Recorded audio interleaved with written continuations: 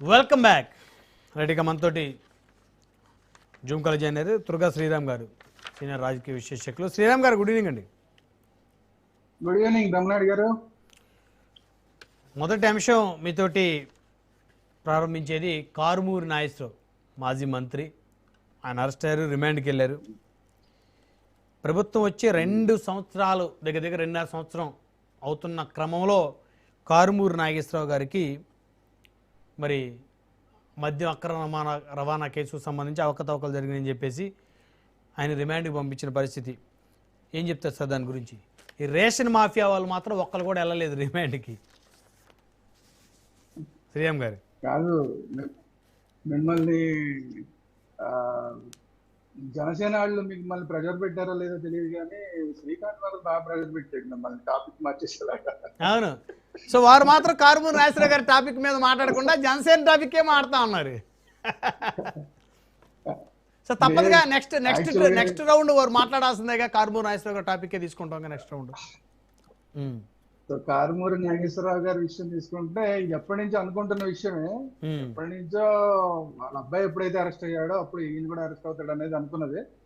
కాకపోతే కొంచెం లేట్ అయింది అంతే తప్ప ఇందులో పెద్ద విశేషం ఉందని అనుకోవట్లేదు. ఎందుకంటే అందరికీ క్లియర్ గా తెలుస్తోంది అక్కడ అక్రమాలు జరిగినాయి అని. అయితే ఏంటంటే ఎంతవరకు వీళ్ళందరూ సిట్ వాళ్ళు వీళ్ళందరూ ప్రూవ్ చేయగలుగుతారనేదే సమస్య తప్ప. ఎందుకంటే ఇది మందుల 1,00,000 కోట్ల కుంభకోణాన్ని మొదలు పెట్టారు. ఆ తర్వాత 3,500 కోట్ల కుంభకోణం గురించి దాని గురించి మొత్తం చర్చ అంతా మొదలు పెట్టారు, ఎంక్వైరీలు మొదలు పెట్టారు. చివరికి దాన్ని కూడా పక్కన పెట్టి ఇప్పుడు రవాణా దగ్గరికి వచ్చారు. దాని తర్వాత రేపు పొద్దున మూతల దగ్గరికి వస్తారు, మూతలు బాటిల్ దగ్గరికి వస్తారు. వీళ్ళు అసలు మరి 1,00,000 కోట్లు ఎప్పుడు వెళ్తారండి? అది ఇంకేం బయటపడుతుంది సార్? 1,00,000 కోట్లు ఆల్రెడీ 2.5 సంవత్సరం టైం కూడా అయిపోయింది, గవర్నమెంట్ టైం. మరి అదే కదా నేను అడిగేది. 1,00,000 కోట్లు ఎందుకన్నారు మరి గవర్నమెంట్? ఇప్పుడు అంతకు ముందు వచ్చినప్పుడు ఇంకేం అబ్బో ఘోరం జరిగిపోయింది 1,00,000 కోట్లు అంటే మీరు 2.5 ఏళ్లలో 150 కోట్లు, 200 కోట్లు, 3,500 కోట్ల దగ్గర మీరు ఆగిపోతే సరే ఏదో ఒకళ్ళని అరెస్ట్ చేస్తున్నారు, ఓకే. కానీ అసలు కుంభకోణం ఎప్పుడు బయటికి తీసుకురాగలుగుతారు? అసలు నేరస్తుడిని ఎప్పుడు అసలు దీని మొత్తం మీద ఎవరైతే లబ్ధిదారుడని మీరు అంతకుముందు ఎలక్షన్ ముందు అందరూ చెప్పి ఓట్లు వేయించుకున్నారో ఆయన చట్టం ముందు ఎప్పుడు తీసుకురాగలుగుతారు?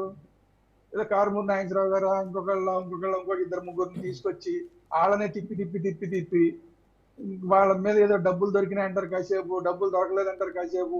ఆ డబ్బులు ఎవరివనే దాని దగ్గరే ఆగిపోతే సంవత్సరాల తరబడి మూతల దగ్గర సీసాల దగ్గర ఆగిపోతే మీరు చెప్పిన 1,00,000 కోట్లు ఎప్పటికీ చెప్తారు? ఇది నా టాపిక్. ఎందుకంటే మీరు ఏదో కారుమూరి నాగేశ్వరరావు గారు ఇంకొకళ్ళు 4 రోజులు రిమాండ్ ఇచ్చిన తర్వాత ఏమవుతుంది, మళ్ళీ బెయిల్ మీద వస్తారు. ఆ తర్వాత నెక్స్ట్ ఏంటి? ఇది కదా అసలు విషయం. మీకు ఓట్లు వేసింది ఎందుకు, మీరు చేస్తున్నది ఎంతవరకు చేయగలుగుతున్నారు అంటే? లేదంటే 1,00,000 కోట్లు లిక్కర్ స్కామ్ జరిగింది అనేది అబద్ధం అని అనుకోవాలి ప్రజలు. మరి అంతే కదా, మీకు ఓట్లు వేసింది ఎందుకు అసలు? మీరు అది చెప్పారని మిమ్మల్ని నమ్మారు కదా. అవును, అది చెప్పారని మిమ్మల్ని నమ్మారు, మీకు ఓట్లు వేశారు. మీరు ఇప్పుడేమో మూతల చుట్టూతా, బాటిల్స్ చుట్టూతా, లారీల చుట్టూతా తిరుగుతున్నారు మీరు. అవును, ఈ లారీల చుట్టూతాను మూతల చుట్టూతాను తిరుగుతూ ఉంటే అసలు మద్యం అసలు డబ్బులు లేకుండా అసలు మనకి ఆన్లైన్ పేమెంట్ లేకుండా డైరెక్ట్ గా జరిగింది. ఇదంతా ఏంటి, ఎలా జరిగింది ఏంటి, మీరు ఎప్పుడు ప్రూవ్ చేయగలుగుతారు? కాబట్టి ఏంటంటే ఇవన్నీ కూడా కంటి తుడుపు చర్యల కింద నేను భావిస్తాను తప్ప ఏదో కారుమూరి నాగేశ్వరరావు గారిన వాళ్ళ అబ్బాయినా ఇంకొకళ్ళు నాకు రాజకేశ్ రెడ్డి అనేది ఎప్పుడు వచ్చిందండి? అది కూడా విజయసాయి రెడ్డి గారు చెబితే, అది కూడా విజయసాయి రెడ్డి గారు బయటకు వచ్చారు కాబట్టి ఆయన చెబితే ఇదేనా? దీనికోసమా?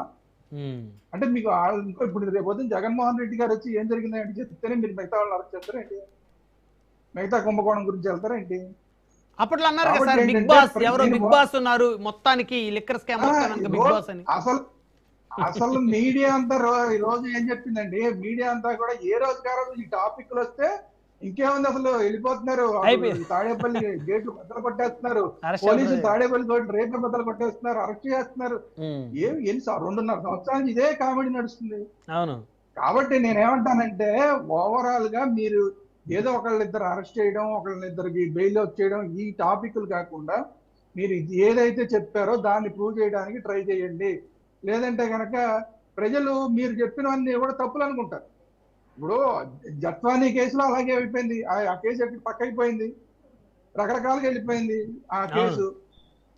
చివరికి ఏమైంది, చివరికి ఏమైంది, జత్వాని దోషిగా డిస్కషన్ పెట్టాల్సి ఆ టాపిక్లు వస్తాయి. అంటే మీరు చెప్పింది అది రాంగ్ అని ప్రూవ్ అవుతుంది. ఇప్పుడు అంటే ముగ్గురు ఐపీఎస్ ఆఫీసర్ల జీవితం, వాళ్ళ భవిష్యత్తు పాడైపోయినట్టే కదా సార్. మరి పెద్దిరెడ్డి రామచంద్రారెడ్డి గారి కేసు ఏమైపోయింది? బయట అందరూ వేరే యూట్యూబ్ ఛానల్స్ అన్ని కూడా ఎప్పటి నుంచో అదంతా కాంప్రమైజ్ అయిపోయిందని ఎప్పటి నుంచో చెప్తున్నారు. అంటే నేనేమంటున్నానంటే, మీరు చెప్పింది మీకు దేనికోసం అయితే మీకు ఓట్లు వేశారో దీన్ని నేను ఇంకో దానికి లింక్ చేస్తా, అందుకు చెప్తున్నా. మీకు దేనికోసం అయితే ప్రజలు ఓట్లు వేశారో అది ప్రూవ్ చేయడంలో మీరు ఫెయిల్ అవుతున్నారు. ఇప్పుడు అసలు విషయానికి వస్తా. ఇంకొక టాపిక్, ఇందాక మీరు మన తెలుగుదేశం మిత్రులు నాయుడు గారిని అడిగిన విషయం. ఇప్పుడు ఎవరో ఒకళ్ళు ఇచ్చారు, వీళ్ళకి అన్ని సీట్లు వస్తాయి, వీళ్ళకి ఇన్ని సీట్లు వస్తాయి. ఇప్పుడు అంటే ఓవరాల్ గా సరే అది తప్ప రైట్ అనేది పక్కన పెడితే, ఓవరాల్ గా బయట మాట్లాడుకున్నది యాంటీ ఇన్కంబెన్సీ పెరుగుతుందా? యాంటీ ఇన్కంబెన్సీ ఖచ్చితంగా పెరుగుతోంది. అంటే నేను అసలు ఏం పనులు జరగట్లేదని చెప్పట్లేదండి. తెలుగుదేశంలో పనులు ఏం జరగట్లేదు, అభివృద్ధి జరగట్లేదు చెప్పట్లా.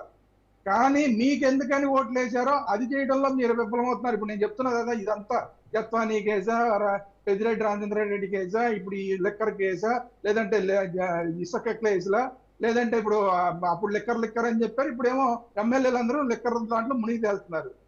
కాబట్టి ఏంటంటే, ఇవాళ మీకు ఇలాంటి రిజల్ట్లు అది రైటా రాంగ్ అనేది పక్కన పెట్టండి, ఓవరాల్ గా ఇలాంటి ఇన్ఫర్మేషన్ కానీ ఇలాంటి అభిప్రాయాలు కానీ బయటకు వస్తున్న కారణం ఏంటంటే, మీకు ఎందుకు ఓట్లు ప్రజలు వేశారో అది మీరు ప్రూవ్ చేయడంలో, లేదంటే శిక్షలు వేయించడంలో మీరు ఫెయిల్ అవుతున్నారు.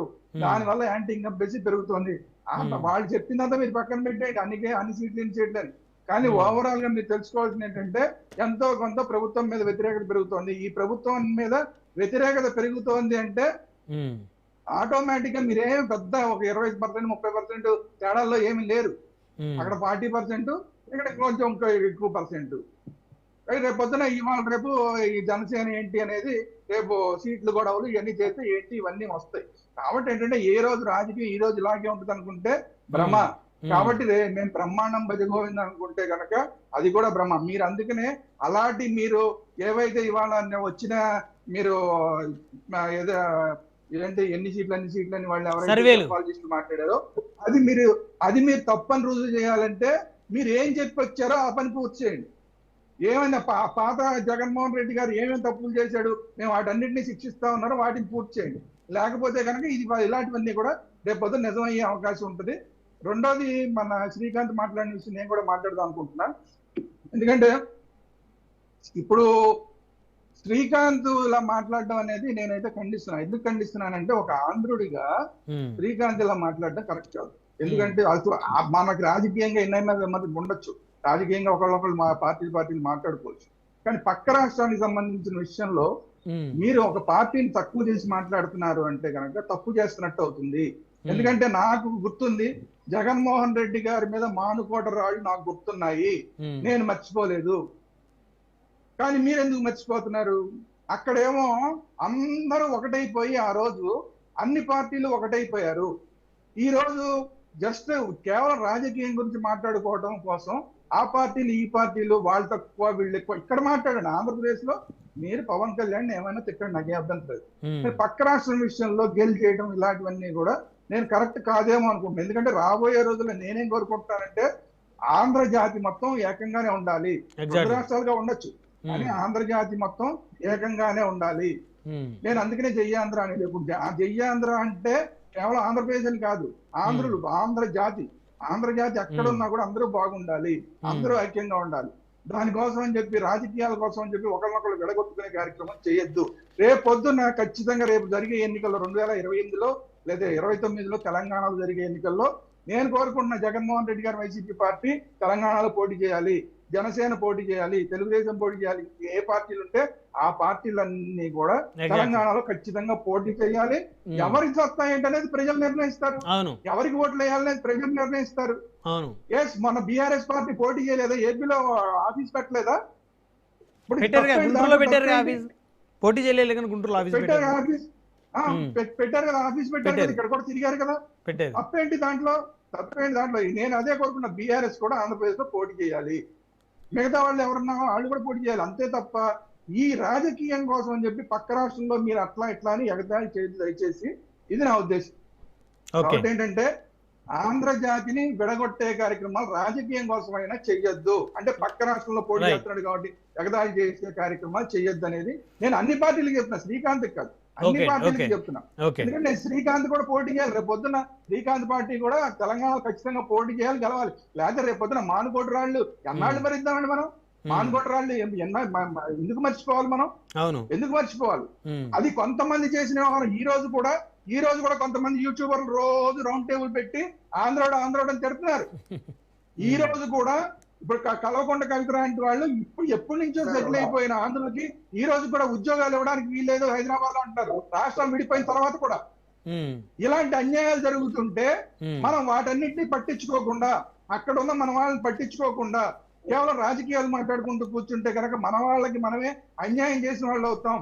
రైట్ రైట్ ఆంధ్రలో ఇక్కడ ఆంధ్రప్రదేశ్ లో ఉన్న వాళ్ళు బాగుండాలి, తెలంగాణలో ఉన్న వాళ్ళు బాగుండాలి. అందరూ రాజకీయంగా అన్ని చోట్ల పోటీ చేయాలి. ప్రజలు నిర్ణయిస్తారు ఎవరు Exactly. ఎక్కడ గెలవాలి ఏంటనేది ప్రజలు నిర్ణయిస్తారు తప్ప నువ్వు ఇక్కడికి రావడానికి వీల్లేదని ఎవడు మాట్లాడినా ఆడు మాడి పగలగొట్టాలి. రైట్ రైట్ శ్రీకాంత్ గారు, జ్వాలాపురం శ్రీకాంత్ గారు, కారుమూరి నాగేశ్వరరావు గారి